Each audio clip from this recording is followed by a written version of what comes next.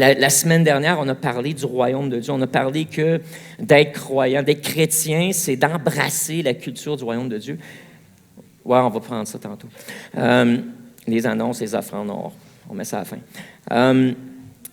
Donc, le royaume de Dieu, c'est d'être chrétien, d'être croyant, c'est d'embrasser cette réalité-là d'un royaume, de réaliser qu'il y a un roi, un souverain qui a créé toute la terre, et à cause de ses droits d'auteur de la planète Terre et de l'univers tout entier, il est l'autorité suprême, il est le roi, il peut faire ce qu'il veut.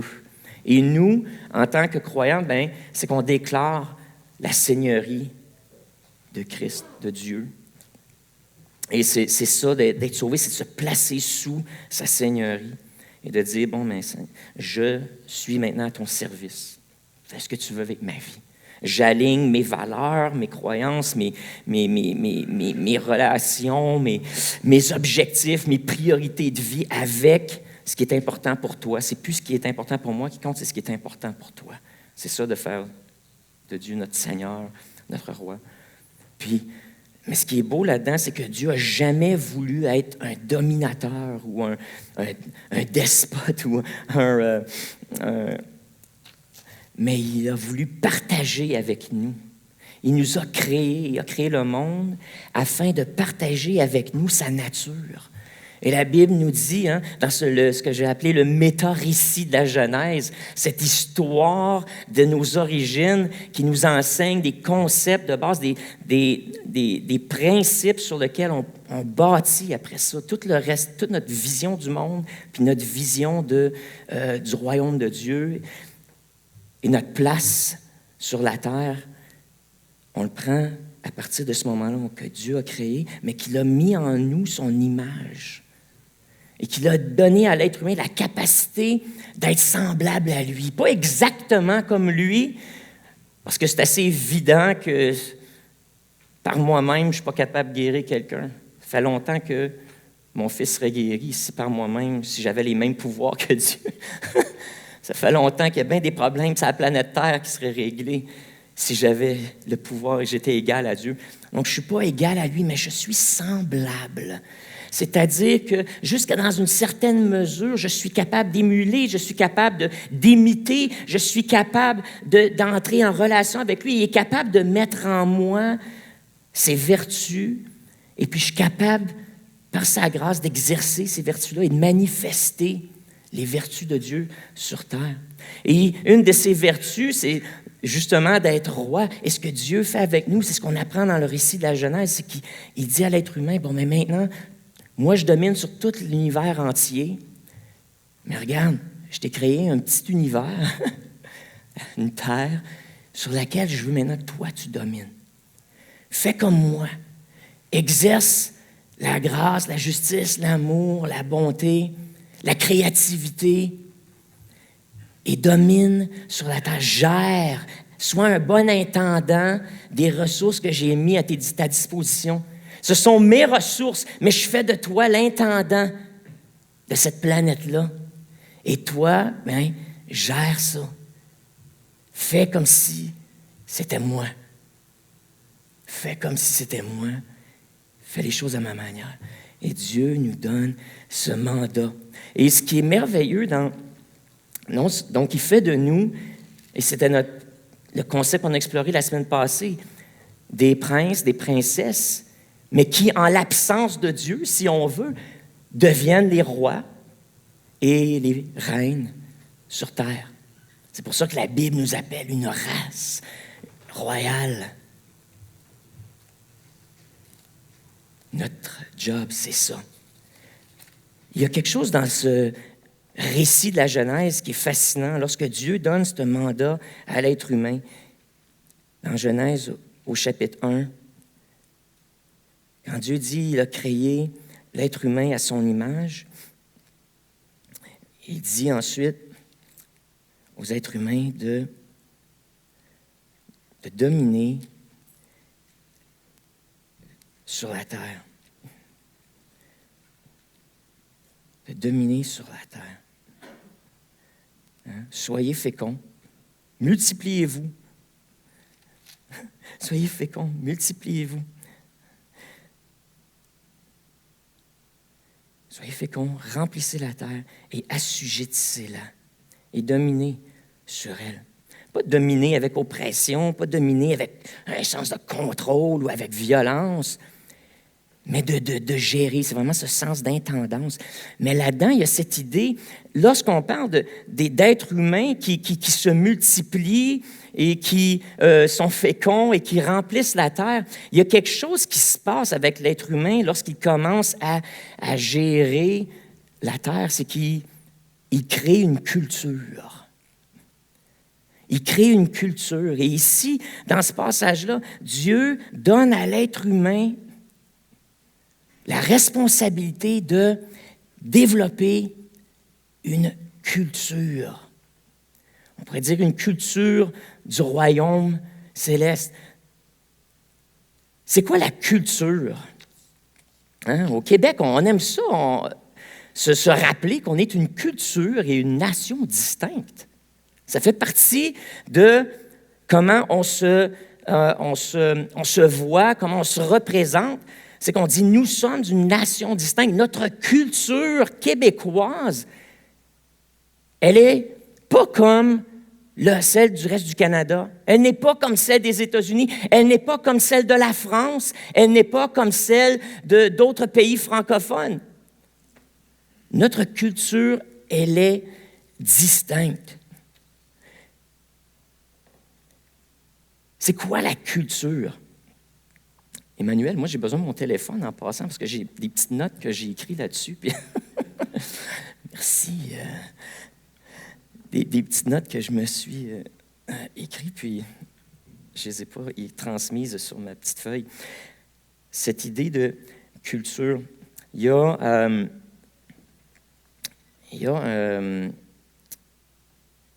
le sociologue Guy Richer, hein, ceux qui se rappellent des années 60, puis la révolution là, tranquille, mais la révolution du système d'éducation, la transformation du système d'éducation, Guy Richer, qui était un sociologue québécois, était vraiment le moteur derrière ça. Il parle de la culture, il est défini comme ceci. C'est un ensemble lié de manières de penser. Un ensemble lié de manières de penser, de sentir. Je viens d'éteindre mes notes. Une manière de penser, de sentir, d'agir, plus ou moins formalisée, qui étant apprise et partagée par une pluralité de personnes, servent d'une manière à la fois objective et symbolique à constituer ces personnes en une collectivité particulière et distincte. Donc, notre culture, c'est nos manières de penser, nos manières de sentir, d'agir. C'est plus ou moins formalisé, mais c'est ce qui fait que c'est des valeurs communes, une manière de penser commune à un groupe de personnes qui les distingue d'autres groupes. Hein? La culture, on pourrait dire aussi que c'est la manifestation de la pensée collective d'un groupe. Puis cette pensée collective-là, ben, on la retrouve, on la discerne, si tu veux, dans les croyances d'un groupe ou d'un peuple, dans ses valeurs, dans ses idéaux. On les perçoit, cette culture-là, ces distinctions-là, dans les priorités, les comportements, les fêtes et les traditions d'un peuple, dans certainement sa moralité, son éthique, dans les normes sociales, dans les lois, et même dans la nourriture et l'habillement. Alors, on distingue cette culture-là à travers tous ces différents mécanismes-là. Donc, c'est pour ça qu'en sociologie, c'est difficile d'identifier c'est quoi la culture. Parce que dans le fond, la culture, c'est comme un ramassis de bien des affaires. Ceux d'entre vous qui êtes peut-être nouveaux au Québec, hein, il y en a parmi vous, vous êtes arrivés au Québec. Je ne sais pas si lorsque vous êtes arrivés, soit dans vos cours de francisation ou dans vos cours je ne sais pas tous les mécanismes qui sont là pour nous aider à nous intégrer. Si on vous a parlé de ce livre-là, qui est le Code Québec, j'en ai déjà parlé l'année passée, à un moment donné. J'avais lu ça durant une période de réflexion, en début d'année, l'année passée, en fait, ouais. Et puis, si vous êtes nouveaux arrivants, là, puis vous essayez de comprendre, c'est quoi qui veut dire les Québécois par « nous sommes une culture distincte ou une nation distincte », achète-toi ce livre-là, puis lis ça. Puis tu vas voir que, d'une part, on n'est pas si différent que du reste des Nord-Américains, mais que, d'autre part, on l'est aussi. Et puis c'est intéressant comment est-ce que les auteurs ont identifié 7 caractéristiques de notre culture distincte, à part le fait qu'on parle français. On s'entend que, oui, notre langue nous distingue du Canada, de la majorité du Canada anglais et des États-Unis, certainement, mais au-delà du fait français puis de la poutine, hein, y a-tu autre chose qui fait de nous une culture distincte? Et puis, dans ce livre-là, vous trouvez effectivement qu'il y a des choses qui font de nous une culture distincte. Entre autres, les Québécois se disent plus heureux que la majorité des Canadiens. Ben oui. Que les Québécois sont reconnus pour leur joie de vivre. Ils aiment les fêtes. Ils aiment fêter, ils aiment célébrer. Les Québécois aiment la vie, puis ils veulent avoir du fun dans la vie. Hein? C'est pour ça qu'au Québec, il y a probablement plus de piscines dans nos quartiers que n'importe quelle autre province du Canada. Il y a plus de lumière au Québec. Avez-vous déjà été à Ottawa à Noël? Moi, ça m'a frappé comment est-ce qu'à Ottawa, juste là au bord de la rivière, là, il y a moins de lumière de Noël qu'à Gatineau. Les Québécois, on aime ça, la fête, on aime ça, que ça soit beau, que ça soit flamboyant. On aime marquer les choses, puis on aime quand ça flash, puis que nos sens sont aiguisés. Un autre aspect de la culture québécoise qui nous distingue, c'est qu'on est consensuel, c'est-à-dire qu'on n'aime pas la chicane. Les Québécois n'aiment pas la chicane. Les Québécois n'aiment pas la controverse. Mais au contraire, ils cherchent plus à cette idée-là ils sont prêts à mettre de côté certaines de leurs revendications pour le bien commun du groupe, mais aussi, pas juste pour le bien commun, mais des fois, c'est juste pour ne pas avoir à se chicaner, pour ne pas avoir à se fâcher après quelqu'un. Donc, on aime la paix. On aime la paix, mais des fois à nos dépens. C'est-à-dire qu'on va éviter aussi, des fois, les conversations difficiles. Fait qu'on n'aime pas être assis puis adresser les vraies affaires, mais au contraire, on passe par 4 chemins, on ne sait pas comment dire, puis des fois, on se fait se dire, peut-être que le temps va arranger les choses, puis au lieu d'avoir des conversations qu'on devrait avoir, on balaye ça en dessous du tapis, puis on fait semblant qu'il n'y a rien, tu sais. Parce qu'on est comme ça, on est consensuel, on veut juste la paix. Dans le livre, on dit aussi que les Québécois sont détachés. Qu'est-ce qu'ils veulent dire par ça? C'est que les Québécois sont hésitants et préfèrent s'abstenir, des fois, plutôt que de se positionner sur certaines grandes choses. Il donne l'exemple dans le livre, comment est-ce qu'il y a eu 4 référendums dans l'histoire du Québec. Et la majorité d'eux, les Québécois, ont voté en majorité non. Qu'on n'a pas changé les choses. Le seul où ce qu'on a voté oui, c'était pour... au moment de l'alcool, puis de la légalisation, si tu veux, de l'alcool, puis ça, au début du siècle. On voulait fêter, qu'est-ce que tu veux que je te dise? On voulait fêter, on aime ça s'amuser, un petit peu de bière, ça l'aide. Fait que ça, c'est le seul référendum sur lequel on dit oui en majorité. Alors, c'est intéressant parce que c'est ça, on est hésitant, on préfère des fois s'abstenir ou on aime ça penser aux affaires. Puis, c'est pas moi qui le dis, là, c'est les sondages. Ça ne veut pas dire que toi, ça te dit, c'est toi comme ça, c'est comme ça là, que toi, t'es dans ta personnalité. Là. On est juste en train de dire en tant que nation, majoritairement, c'est un sentiment qui est partagé par une plus grande majorité. Un autre aspect de cette culture québécoise-là, c'est qu'on est victime. On se voit, on se perçoit comme des victimes. C'est-à-dire qu'on a peur de l'échec.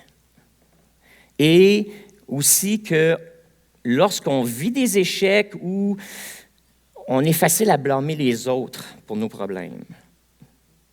On pointe le doigt plus rapidement plutôt que de se regarder parce qu'on se sent victime. Il y a probablement des raisons historiques pour ça. Mais là, ça, je ne ferai pas vos devoirs. Là. Vous, là, qui vous intégrez maintenant, c'est à vous d'aller voir dans l'histoire. Il y a des raisons pour ça. On est villageois, c'est l'autre aspect. On est villageois, c'est-à-dire, qu'est-ce qu'on veut dire par ça? C'est qu'on a cette mentalité de village où on doit se protéger ensemble.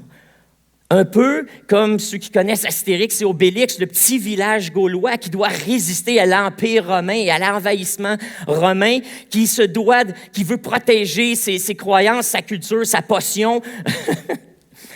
On se protège parce qu'on veut garder notre culture, puis on ne veut pas devenir romain. Les Québécois, on est un peu comme ça, dans le sens, on est villageois, dans le sens qu'on se protège les uns les autres, puis on protège notre culture, nos distinctions, justement. Ce qui fait qu'on a ce sentiment souvent d'être contre ou de devoir se défendre. On est protectionniste. Et on aime ça avoir nos propres idées, mais on n'aime pas trop ça copier ce qui est ailleurs. On veut avoir nos propres idées, notre manière de faire. On veut faire les choses à notre manière. C'est intéressant dans les médias, hein? On le voit encore, là, avec toute cette question là, de la santé et de l'argent. C'est comme, donnez-nous l'argent fédéral, donnez-nous l'argent, mais dites-nous pas comment l'administrer. T'sais. Puis on ne veut pas trop de limites. C'est dans ce sens-là. Donc, on protège nos intérêts, mais en même temps, il y a quelque chose de bon là-dedans. Il y a quelque chose de... C'est que ça nous a permis de développer une culture d'entraide, une culture de solidarité, une culture de partage. On peut dépendre les uns sur les autres. Qu'est-ce qui nous distingue encore dans le livre? On voit que les Québécois sont créatifs, sont patenteux, sont innovateurs. Il y a toutes sortes d'inventions qui ont sorti du Québec, et puis on est fiers de ça. Justement, peut-être à cause de cette mentalité de village où on aime ça s'arranger nous-mêmes, on trouve nos solutions aussi. Fait qu'on est bon à trouver des solutions, puis des solutions qui sont différentes. Hein, Bombardier, ça en est un bel exemple, ça. On a plusieurs personnes ici qui ont travaillé ou qui travaillent pour Bombardier. Puis comment est-ce que cette compagnie-là a innové dans beaucoup d'aspects du monde récréatif, d'ailleurs, pas surprenant, puisqu'on aime s'amuser sur nos skidoo puis nos sidous. Finalement, le peuple québécois est un peuple fier. Un peuple fier de qui il est, un peuple fier de ses accomplissements, un peuple fier de, justement, sa distinction, puis d'avoir été capable de garder cette identité distincte. Alors, voilà un peu, je parle de ça parce que ça nous aide un peu à comprendre, qu'est-ce qu'on essaie de dire par culture, puis qu'est-ce que c'est d'être une culture distincte, parce que Dieu, quand il nous a mis sur la terre, il s'attendait à ce qu'on développe la culture. Ça commence avec une famille. J'utilise souvent ça quand je fais des cérémonies de mariage. Si j'ai fait ton mariage, j'ai probablement dit quelque chose dans ces lignes-là, que à la base de la société, il y a le noyau familial. Fait que Dieu a premièrement créé des familles, mais ces familles-là, ensuite, créent des villages, qui créent des cités, qui crée ensuite des pays, des nations, qui crée des civilisations. Puis qui dit civilisation, qui dit nation, dit culture. Un ensemble de traditions, de croyances, de valeurs qui sont là, puis qui sont communes et qui permettent à cette communauté-là d'avancer ensemble, solidaires, et d'accomplir des choses. La culture, c'est une manière d'apporter de l'ordre dans le chaos, de la diversité. La culture, c'est une manière de gérer justement cette diversité-là en trouvant des points communs sur lesquels on peut se rencontrer puis bâtir. Bâtir puis atteindre des objectifs ensemble. Alors, c'était le mandat de Dieu au moment de la création d'établir la culture sur la terre, de prendre la culture de son royaume puis de l'amener puis de la manifester sur la terre. L'affaire, c'est que quand Adam et Ève se sont fait mettre dehors du jardin, bien là, les êtres humains ont décidé d'utiliser leur libre arbitre et leur créativité et leur fierté et pour justement développer plusieurs cultures. Mais fondamentalement, la culture n'est pas mauvaise. Et c'est la première chose que je veux vous dire ce matin. Pourquoi je parle de tout ça? C'est parce que la culture, c'est un phénomène naturel qui se produit qui s'est produit et continue de se produire lorsque Dieu a remis aux hommes la responsabilité de gérer la planète. Puis, il y a des courants de pensée dans le christianisme qui disent que la culture est mauvaise, que la culture dans laquelle on vit, elle est satanique, que la culture dans laquelle on vit, il faut la renverser, puis la remplacer complètement.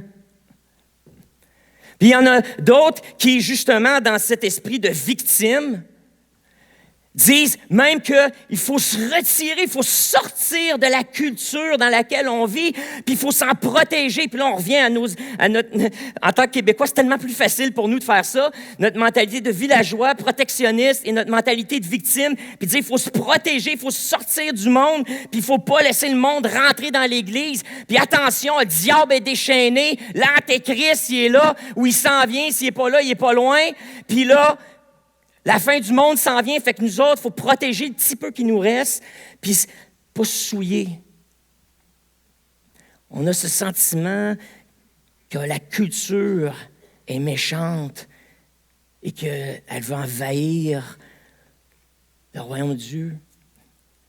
Mais la culture, là, c'est comme la musique. La musique, c'est pas bien ou mal. Moi, j'ai grandi un peu quand j'étais jeune. La musique rock, il ne fallait pas écouter ça. Il y a certains d'entre vous, vous êtes allés dans des églises où on n'avait même pas le droit d'avoir un drum, une batterie, parce que c'était mondain. Et en-dessus, vous vous en souvenez de ça? Puis là, on en rit à cette heure. On a compris quelques affaires, là. On a compris que les instruments de musique ne sont pas bien ou mal. Mais ce sont des outils par lesquels on peut exprimer notre culture, par lesquels on peut exprimer nos sentiments, nos émotions. Puis c'est ça, c'est ce qui dit ce qu'on fait avec qui fait la différence. Puis la culture, c'est la même chose. Tu ne peux pas y échapper. Si tu es né au Québec, les chances sont que tu vas ressembler à un Québécois, puis que certains de ces aspects-là de la culture québécoise qui font partie de toi. Si tu es né sur le continent africain ou en Amérique latine, puis tu arrives ici, oui, tu vas essayer de te fondre puis adopter certains aspects de la culture, mais en même temps, il y a des affaires que tu ne peux pas te débarrasser, comme ton accent. Puis c'est pour ça, des fois, les gens au Québec t'arrivent puis ils te demandent si tu viens d'ailleurs. Tu viens d'où? Mais je veux vous dire, vous, là, qui êtes nouveaux arrivants ou immigrants de première génération ou de deuxième génération, c'est pas pour être méchant que les Québécois disent ça, parce qu'on le fait même entre nous autres, les Québécois de souche. Parce que si tu arrives ici puis tu as un accent de la Beauce qui est très différent de l'accent de Québec ou de l'accent de Montréal, on va le reconnaître. Ou l'accent du Lac-Saint-Jean, on va le reconnaître, ton accent, puis on va dire « Hey, tu viens d'où? » Fait que je veux juste vous dire, c'est pas raciste, puis c'est pas parce qu'on est curieux ou fouineux, puis qu'on veut pas se mêler de nos affaires, ou parce qu'on sait pas quoi dire. C'est parce qu'on est de même. On est un peu villageois, Puis on aime ça, savoir de quel village toi tu viens. Même si tu es né ici, on se le fait entre nous autres. Fait que je veux juste vous dire, si vous vous êtes fait poser la question par un Québécois de souche, prenez pas ça comme une insulte juste, ça fait partie de notre culture. Tu viens d'où, toi? T'sais, quand j'ai rencontré Dan, puis il me parlait avec son franglais, j'ai dit, Dan, parle-moi un peu, tu viens de quel coin? Ben, je viens d'ici. Des Eastern Townships. Hey, ça a été colonisé par les Américains, ça, ici, là, les loyalistes qui voulaient rester fidèles au roi d'Angleterre. Ils ont décidé de passer le 49e parallèle puis venir s'établir ici dans les cantons de l'Est. C'est eux autres qui ont parti toutes les industries, l'économie des cantons de l'Est. C'est eux autres qui ont parti tout ça.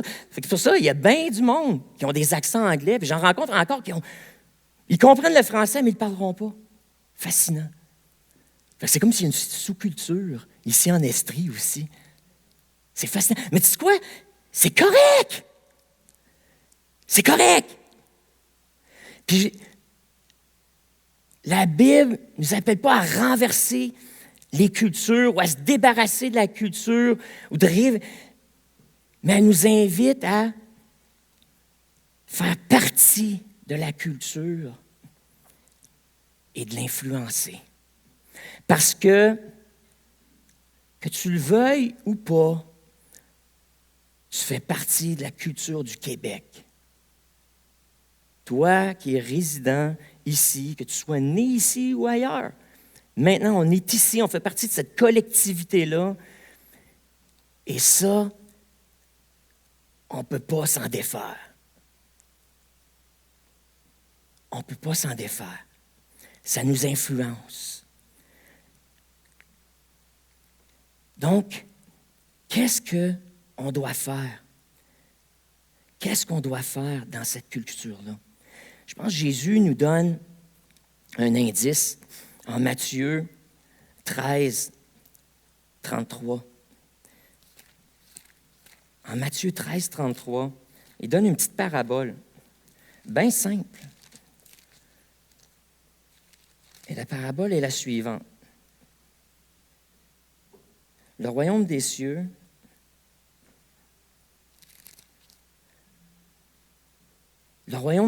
est semblable à du levain qu'une femme a pris et mis dans 3 mesures de farine, jusqu'à ce que la pâte soit toute levée. La farine, c'est la culture dans laquelle tu es né ou dans laquelle tu t'es intégré. Le levain, c'est le royaume de Dieu. C'est la culture du royaume de Dieu. Puis qu'est-ce que Jésus dit? Le royaume de Dieu est comme un petit peu de levain qu'on met dans la farine pour faire du bon pain. On aime ça, les Québécois, notre pain, nous autres. Moi, je l'aime, la boulangerie Georges. Je n'ai jamais mangé du pain frais que j'achetais au magasin, aussi frais que celui de la boulangerie Georges. Quand on est arrivé au Québec, là, après 16 ans d'exil, on a été renversés par le pain Georges. On se faisait des tartinades au beurre de pinot, à la confiture, au Nutella, avec le pain Georges qui est le meilleur qui soit, apparemment. Ça fondait dans notre bouche. Peut-être parce qu'on n'a jamais resté aussi près d'une boulangerie comme ça. Ça nous a épatés. On est bon avec le pain, les Québécois. Et puis, on sait l'importance de la levure dans nos croûtes de pizza. La meilleure croûte à pizza est encore au Québec. Je t'en ai mangé dans presque toutes les provinces. Il n'y a pas de la pizza quand la pizza au Québec. Même en Italie, j'en ai mangé de la super bonne, là. Mais elle ne gonfle pas comme la pizza ici, parce qu'on aime ça, du levain dans notre pâte. Puis tu sais quoi, là? Jésus, il aime ça aussi. Il aimerait ça, Jésus, rester au Québec, manger du pain, parce qu'il dit, le royaume des cieux, c'est comme du levain que la madame, la pâtissière, ou elle met dans son pain, la boulangère, elle met dans son pain, elle pétrit, puis un petit peu de levain fait gonfler toute la pâte. Ça n'en prend pas gros pour influencer, puis transformer, ou avoir un impact, et rendre juste un amas de pâte plate, d'y donner du volume, d'y donner du goût, une consistance qui est phénoménale. Et puis le royaume de Dieu, c'est comme ça. Jésus n'est pas venu ici pour renverser, puis être subversif pour apporter toutes sortes de révolutions politiques. Mais il est venu ici pour nous enseigner le royaume de Dieu, puis qu'ensuite, on prenne le royaume de Dieu, puis qu'on l'amène dans la culture dans laquelle on est. Puis peu importe la culture où on apporte le royaume de Dieu comme du levain dans la pâte, puis là, on rend la culture meilleure. Meilleure, par la contribution qu'on y apporte. Puis ce qui est beau, c'est que ce concept-là s'est appliqué à l'Église, dans l'Église primitive qui vivait dans un système politique impérialiste, où ce que Rome décidait pas mal tout. Puis tu étais des sujets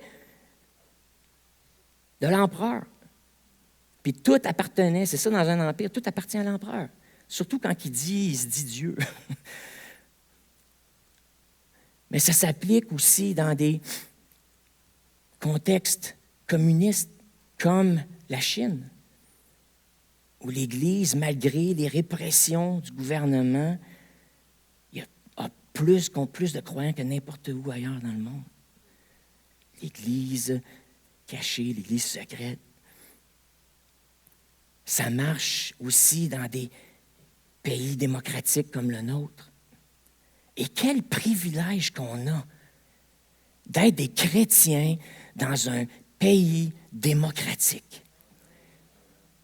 Parce qu'en Chine, on ne veut pas savoir ce que tu penses. En Afghanistan, les talibans ne veulent pas savoir ce que tu penses. Au Québec, on est gêné de dire ce qu'on pense, même si on a le droit. Puis moi, ce que je vous dis ce matin, chrétien, enfant de Dieu qui est ici, reine, roi, princesse du royaume, race royale, utilisez la démocratie. Servez-vous-en comme un outil merveilleux pour répandre le levain du royaume de Dieu dans la communauté puis dans notre culture, afin que notre culture soit bonne, agréable, qu'elle apporte la vie. Que certains aspects de cette culture-là, peut-être qui est dysfonctionnel, qu'on puisse y apporter, faire voir à nos voisins, nos voisines, nos mononcles, nos matantes, une autre vision, une autre manière de faire, peut-être.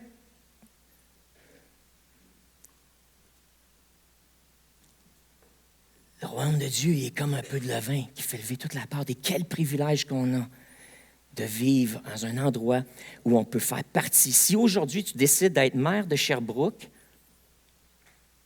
tu peux t'essayer. Hey, moi, j'ai hâte qu'il y en a un de vous autres qui dise « Hey, moi, je participe aux élections municipales, j'aimerais ça être conseiller dans mon secteur. Moi, j'aimerais ça être maire de Sherbrooke. » Non, mais sérieux, c'est qui là qui va le faire, là? Un matin, on prend des noms parce qu'on veut commencer à prier pour vous. Au Québec, tu as le droit d'influencer la culture de l'école où tes enfants vont en étant sur le comité de parents de l'école. Ta voix compte. Mais si ta mentalité, c'est « Oh, maudite école! » À cette heure, ils disent aux enfants qu'ils peuvent changer de sexe, qu'ils peuvent être gays, puis tout ça, puis « Oh, il y a des affaires qui enseignent, ils enseignent juste la science, ils sont contre la création, puis là, on s'enfuit, on se sauve. » Mais comment est-ce qu'on va influencer la culture si on n'est pas des agents, des participants actifs dans la culture dans laquelle on vit? Mais qu'on cherche à faire comme des bons Québécois, à se protéger, puis à se cacher, puis à dire « Oh, je suis victime du monde. Le monde est méchant. »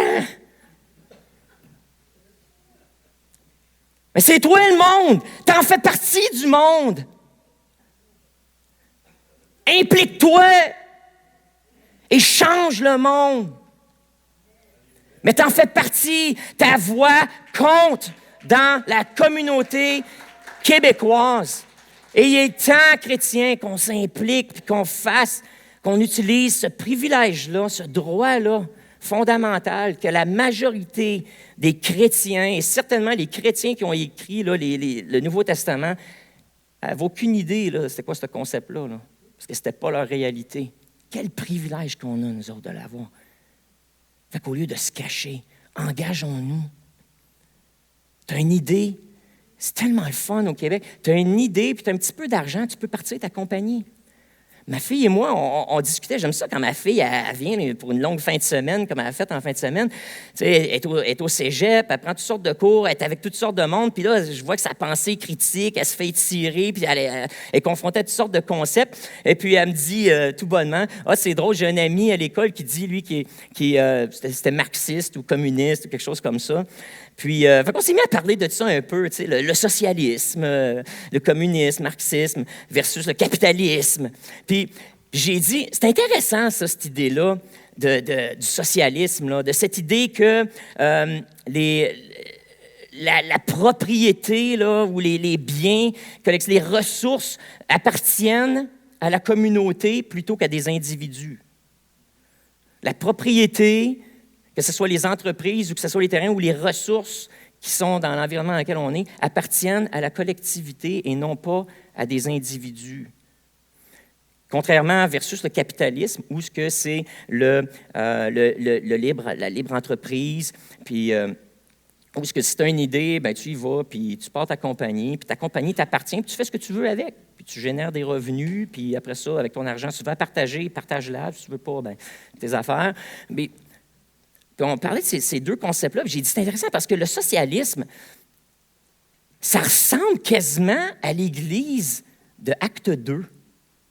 Dans certains points. Tu sais, on lit dans Acte 2, le premier réveil, là, ça c'est la première révolution culturelle, ou si on peut dire une révolution culturelle, ou du moins où il y a eu des conversions en masse qui se sont produites, où 3 000 puis ensuite 5 000 personnes se sont converties, là, des foules au complet qui disent « Je reconnais Jésus comme étant le souverain et moi, j'embrasse là, sa royauté, là, puis je soumets ma vie à son leadership, j'embrasse les valeurs du royaume de Dieu. » Ça dit dans Acte 2,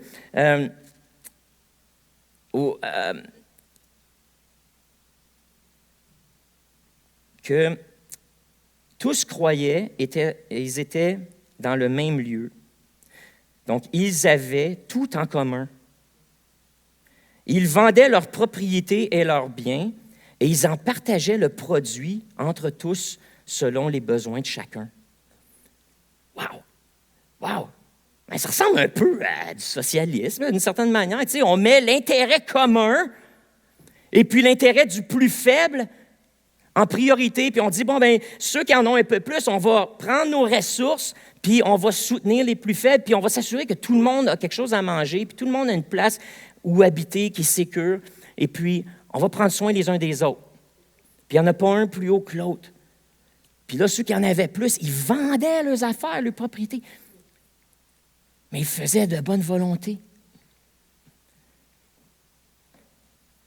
C'est intéressant parce qu'un petit peu plus loin, on lit une histoire où, à un moment donné, il y a quelqu'un qui l'a fait, mais c'était juste pour bien paraître. Mais en fait, même, il avait dit, j'ai tout vendu, puis je vous le donne, les apôtres, pour que vous l'utilisiez, mais c'est pas vrai, il en avait gardé une partie parce que il ne voulait pas tout donner, il voulait être généreux, mais sans tout donner, fait qu'il a menti, puis il a dit, je donne tout, mais je vais te dire que je donne tout, mais je vais en garder un peu, tu sais. Puis l'apôtre Pierre, à travers le discernement de l'esprit, a vu que cet homme-là mentait. Et puis il a dit, pourquoi tu mens? Est-ce que ta propriété et tes biens ne t'appartiennent pas? Puis est-ce que tu ne peux pas faire ce que tu veux avec? Puis là, c'est là qu'on voit, oups, il y avait des idées peut-être de socialisme, mais en fait, Pierre, il dit, non, ce qui est à toi est à toi. Tu sais, Dieu t'a béni, parfait. Tu peux faire ce que tu veux avec, t'en donnes autant que tu veux, puis t'en gardes autant que tu veux, c'est correct. C'est une question de conscience. Puis ce qui est arrivé avec le socialisme, puis on a tenté de prendre ce concept, ce qu'on a fait, c'est qu'on a légiféré l'altruisme puis la générosité. On a voulu légiférer ou imposer l'altruisme, la générosité, on pourrait même dire l'amour, en faisant des lois. puis les imposer dans un contexte, dans un groupe particulier, puis dire, nous, c'est de même que ça marche. L'affaire, c'est qu'en voulant prioriser l'altruisme, la générosité, le bien commun, on a fait des lois où on a commencé à opprimer, oppresser et faire exactement l'opposé de nos intentions. Et puis c'est là le talon d'Achille de ces philosophies-là qui, sur papier, ont une certaine validité. Mais soudainement, lorsqu'on essaie de l'appliquer dans une culture, que là, on voit où ça fait défaut. Puis là, on commence à voir les bobos de l'être humain, puis que, dans le fond, on ne peut pas imposer l'amour à personne. On ne peut pas imposer la générosité à personne. On ne peut pas légiférer l'altruisme. Mais le seul moyen que ça va impacter, c'est si des êtres humains qui en reçoivent la conviction, qui disent « Moi, je veux être comme Jésus. Moi, je veux être comme Dieu.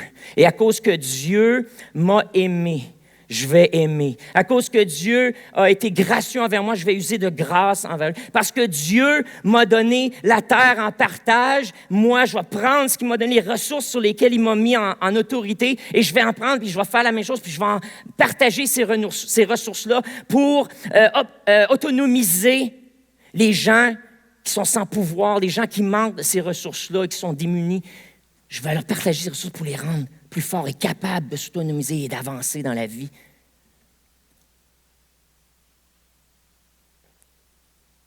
C'est pour ça que quand Jésus est venu, il n'a pas fondé une religion. Mais c'est un mouvement.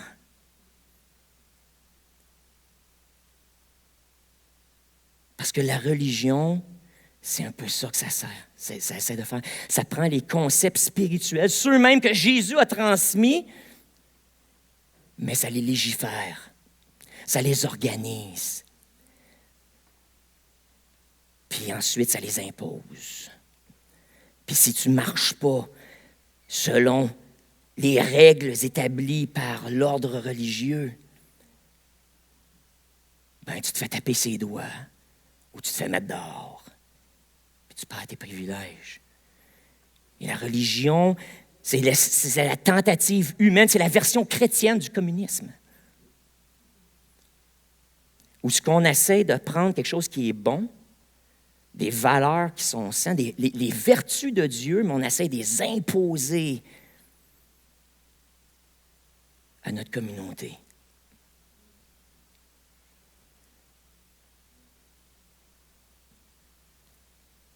Je vous dis, je ne veux pas être un communiste chrétien.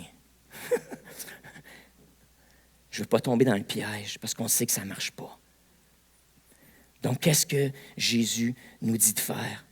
Je vais inviter les préposés on a préparé les paniers avec les petites coupes pour la communion. Et aujourd'hui, on va prendre, en terminant la communion, puis on va conclure avec cette cérémonie-là, cette tradition chrétienne que Jésus nous a enseignée. Bon, il ne faisait pas comme ça, avec une petite coupe, que tu enlèves le petit cellophane, puis un petit pain dedans sans levain, puis avec un petit peu de jus de raisin. Vous comprendrez que la communion qu'on prend est très influencée par la culture d'Église, puis la culture dans laquelle on vit. Notre petite hostie, ça ressemble à un hostie, ce qu'on a. Mais on n'est pas catholique, mais c'est ça qui est là-dedans quand on les achète.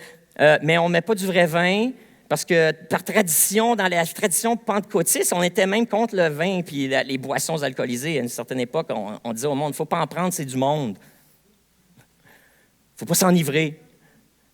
Fait qu'on mettait du jus de raisin à la place. Fait que vous avez un petit mélange ici, juste dans la manière qu'on prend la communion, un exemple de comment est-ce qu'on a un élément de culture chrétienne, puis je vais vous expliquer l'élément, la valeur chrétienne qui est manifestée dans cette petite tradition-là. Mais en même temps, on ne peut pas la séparer de la culture terrestre dans laquelle on vit. Il y a un petit hostie là-dedans, puis il y a du jus de raisin. Dans du cellophane, dans une coupe jetable, parce qu'on vit dans un monde où on peut avoir des affaires, puis on les jette après, de consommation. Fait que notre tradition, qui nous vient de Jésus, qui est rempli d'un sens spirituel profond, en même temps, est imprégné de la culture dans laquelle on vit, de notre système économique, de notre arrière-plan catholique, notre influence catholique, puis en même temps de l'influence protestante, puritaine, où est-ce qu'on met du jus de raisin plutôt que du vin dans la petite coupe, puis parce que ça coûte probablement moins cher mettre le jus de raisin que du vrai vin dans la petite coupe aussi. Donc ça, c'est le côté québécois, tu sais, prudent, puis on ne veut pas trop dépenser. Fait que, mais voici, je vous amène à Jésus dans Philippiens. Je l'ai déjà. En passant, si vous n'êtes pas, like vous venez, tout le monde, ce matin, je veux que tout le monde en ait une, là, même si tu ne viens pas à l'église de Carrefour, si tu es un visiteur, si tu ne sais pas en tout, c'est qu'est-ce que je t'entraîne, où c'est que je m'en vais avec ça, prends-en un pareil. Prends-en un pareil. Si quelqu'un a passé à côté de toi et a dit, là, t'en veux-tu, puis tu as dit non, dis oui. Ah, rappelle-les, là, regarde, les placeurs, regardez, là, s'il y a quelqu'un qui dit, OK, finalement, je vais en prendre un. OK? Prenez-en un. Parce que je veux vous dire que dans notre culture d'Église, OK, qui n'est pas le royaume de Dieu, l'Église de Carrefour n'est pas un reflet parfait du royaume de Dieu, OK? Donc, on est une petite culture, nous autres aussi, on a nos petites habitudes. Mais une de ces habitudes-là, c'est que si tu viens manger chez nous, on ne te mangera pas d'en face, mais on va partager. Ouais. Fait que ça fait partie de notre culture ici. OK? Fait que c'est pour ça que je t'ai dit, prends-en un, même si c'est pas où je m'en vais avec. Parce que je veux que tu participes avec nous dans cette tradition-là, parce que si tu es un nouvel arrivant au Québec, mais j'espère que tu mets des lumières de Noël à Noël devant ta maison, puis que tu mets un sapin dans ta maison. Tu sais, je veux dire, embrasse la culture, peut-être pas. OK, je ne veux pas faire un débat là-dessus. Je sais qu'il y en a d'entre vous, vous n'aimez pas les sapins. Fait que, mon point, OK, je change. Je ne veux pas faire de polarisation ce matin. Mon point, c'est que si tu arrives au Québec, bien, tu vas essayer de faire des affaires comme les Québécois, même si tu ne comprends pas toutes. Moi, une affaire que j'aime le plus quand je parle avec certains d'entre vous, c'est quand vous me surprenez avec une expression québécoise puis un accent québécois dans le milieu d'une phrase où vous avez tellement un bel accent international. Ça me touche toujours. Ça vient me flatter dans mon petit québécois en dedans. Je dis, ils s'intègrent. Ils prennent des petits bouts d'accent puis des petites affaires, des petites expressions québécoises. Je trouve ça tout le temps le fun. Fait continuer de faire ça. Ça fait plaisir aux petits Québécois français, Canadiens français de souche comme moi. On aime ça. Fait que là, aujourd'hui, ben, c'est ça un peu l'idée, c'est que tu es chez nous, fais comme chez nous, là. Fais comme nous autres. Là. Puis, mais voici, Philippiens, chapitre 2, nous dit ceci. Puis là, voilà le concept théologique, puis comment ça s'applique à la culture. OK? Verset 5. Entre vous, conduisez-vous comme des gens unis au Christ Jésus. Okay? Donc ça, c'est ce qu'on doit faire. On doit imiter Jésus, être unis à Christ, puis se conduire comme Christ se conduisait quand il était sur terre. Mais l'adapter à notre culture, parce que vous ne me verrez pas dans une robe, c'est pas vrai. Okay. Malgré que ça serait très culturel, peut-être, si je mettais une toche. Anyways, je n'irai pas là. Il y en a qui ont compris la joke. Et d'autres, vous dites, qu'est-ce qu'il dit? Philippiens 2, conduisez-vous comme Christ. Lui, il est l'égal de Dieu, parce qu'il est Dieu depuis toujours. Et pourtant, cette égalité-là, il n'a pas cherché à la garder à tout prix pour lui. Mais tout ce qu'il avait, il l'a laissé. Et il s'est fait serviteur, et il est devenu comme les hommes. Voilà la phrase clé. Il est devenu comme les hommes. Il s'est intégré à la culture des hommes. Et tous voyaient que c'était bien un homme. Il est venu, il a pris la forme d'un être humain, puis il est venu dans la culture juive de son époque, qui était un territoire romain, et puis il s'est fait comme eux. Il s'est fait plus petit même encore. Wow, OK. Non seulement il s'est fait homme, puis il s'est fait comme les hommes parmi qui il était, mais en fait, il s'est fait encore plus petit. Il a obéi jusqu'à la mort. et il est mort sur la croix. C'est pourquoi Dieu l'a placé très haut et lui a donné le nom qui est au-dessus de tous les autres noms et qui l'a fait le Seigneur de lui, le Seigneur de l'univers. C'est parce que Dieu, comment est-ce que Jésus est devenu le roi de l'univers? À travers l'humilité. En embrassant la culture terrestre, la culture humaine, il s'est immiscé dans la culture de son époque, dans un territoire bien précis, avec un peuple bien précis. Il s'est immiscé, il est devenu comme eux. Il a adopté cette culture-là. Et puis ensuite, il s'est mis au service des humains dans cette communauté-là. Même qu'il s'est fait plus petit qu'eux. Il a considéré les autres comme plus importants que lui. Et il a mis ses propres intérêts de côté, il a mis ses propres désirs, ses propres ambitions de côté, au point où même il a accepté de mourir, puis d'être bafoué par ces gens-là, et d'être maltraité, et d'être ultimement crucifié sur une croix, afin de réconcilier le monde avec Dieu et ouvrir et inaugurer le royaume de Dieu sur terre et donner accès aux hommes au royaume de Dieu. Mais sa manière d'être, ça n'a pas été d'apporter une révolution politique. Il a résisté du début à la fin parce qu'il a dit « Mon royaume n'est pas terrestre ». Et la culture que j'essaie d'établir, ou du moins la culture qui m'influence et que j'apporte ici sur Terre, n'est pas ici pour renverser la culture existante, mais est ici pour l'influencer. Et comment est-ce que sa stratégie, son modus operandi pour influencer la culture, plutôt que la renverser, puis chialer, puis dire non, tu sais, à mort l'empereur, puis tout ça. Non, c'est pas ça qu'il a fait. Mais il s'est rendu serviteur des humains, puis il a dit, bon, moi j'ai quelque chose. J'ai des pouvoirs surnaturels. J'ai accès au royaume de Dieu. Ça me donne des pouvoirs surnaturels. Je veux vous guérir, vous qui êtes malade, parce que ça a l'air que les médecins dans votre culture, présentement, vous n'avez pas la médecine que vous avez besoin. Puis moi, il y en a qui étaient découragés sous l'Empire romain. Il n'a même pas parlé contre l'Empire romain. Pas une fois. Pas une fois. Un régime totalitaire qui brimait les droits des gens. Il s'est fondu à ça, il s'est soumis à ça, puis il s'est mis à servir dans ce contexte-là et à amener les valeurs du royaume de Dieu, l'identité, les valeurs de Dieu, la personnalité de Dieu, la manifester, prendre soin des gens, peu importe le contexte politique, économique, industriel, religieux, il a servi. Il s'est fait plus petit. Et puis, mes amis, voilà comment est-ce que nous, on peut apporter, faire une différence dans notre communauté. Puis chaque fois qu'on prend ça, on se rappelle, maintenant, ceux d'entre vous qui ne savaient pas c'est quoi ça, cette petite coupe-là, on se rappelle que Jésus était au ciel, mais qu'il a tout abandonné, l'égalité qu'il avait avec Dieu, les richesses du ciel, les pouvoirs, la splendeur du ciel, la gloire, le bonheur du ciel.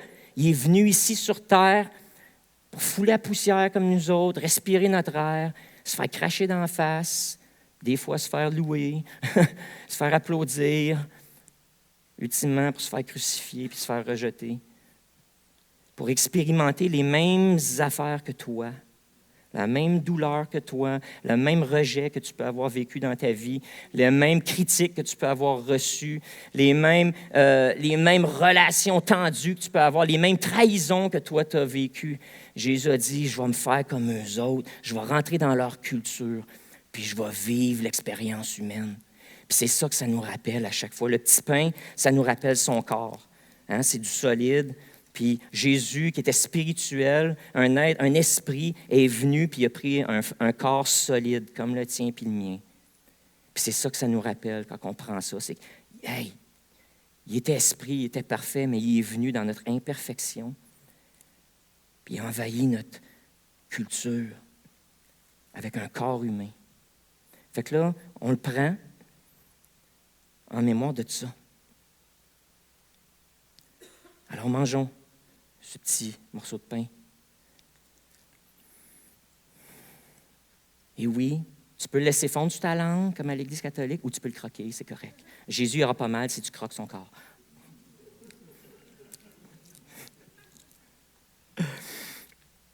Jésus, on te remercie de nous avoir montré comment, ou du moins ce matin, nous montrer comment influencer notre culture. Mais c'est en prenant part dans la culture dans laquelle on vit, puis même en se mettant plus petit, pas se penser meilleur à cause qu'on est chrétien, à cause qu'on est sauvé. Seigneur, tu détestes ça. Ça te pue au nez, cette attitude-là. Nous autres, parce qu'on est meilleurs, parce qu'on a Dieu, parce qu'on est sauvés, on connaît Jésus, on connaît la vérité, tu détestes, ça t'écoeure. Parce que toi, tu t'es fait le serviteur plus petit, même si tu avais toute la connaissance, toute la vérité, toutes les réponses, toute la puissance. Tu as tout mis au service des autres, sans les dénigrer, mais en essayant de les élever. Et Seigneur, aujourd'hui, alors qu'on prend ce pain-là, on dit on veut être comme toi, humble. Puis je vous invite à ouvrir la petite pellicule puis accéder au jus qui est en dessous. Oui, c'est du jus, c'est pas du vin.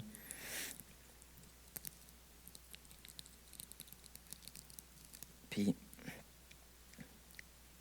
ça nous rappelle ses souffrances de la croix. Et non seulement il s'est fait serviteur, mais il est allé jusqu'au bout. Puis, ce matin, on le prend. Puis, le défi que Paul lance aux Philippiens, ici, eux, dans cette église-là, il y en a qui se pensaient meilleurs que les autres. Il y en a qui s'élevaient au-dessus des autres. Il y en a qui disaient, moi, j'ai plus de connaissances, je suis plus proche de Dieu que toi. Il y en a qui disaient, tu sais, Dieu m'a béni, mais ils ne partageaient pas. Et puis, il y avait de la chicane. Puis là, l'apôtre Paul dit, revêtez-vous des mêmes sentiments que Christ. Il a été au service des autres, puis il l'a fait jusqu'au bout. C'est-à-dire que même il est mort en rendant service. Il a donné son sang. Et puis il dit, faites comme Jésus. Servez, donnez. Puis quand vous allez avoir fini de donner, vous pensez que vous avez fini de donner, puis que le monde a encore besoin, continuez de donner et de servir. Jusqu'au bout. Puis c'est ça que ça veut dire, cette petite coupe-là. Puis le sens, c'est que le défi nous est lancé d'être comme Jésus, puis de servir, même si on doit tout y laisser. D'être serviteur de notre culture, puis des gens dans notre culture. Prenons ça ensemble. Et mon Dieu, merci pour ton exemple. Mais Jésus, merci pour ton exemple. Merci pour ton exemple. Merci pour ton exemple.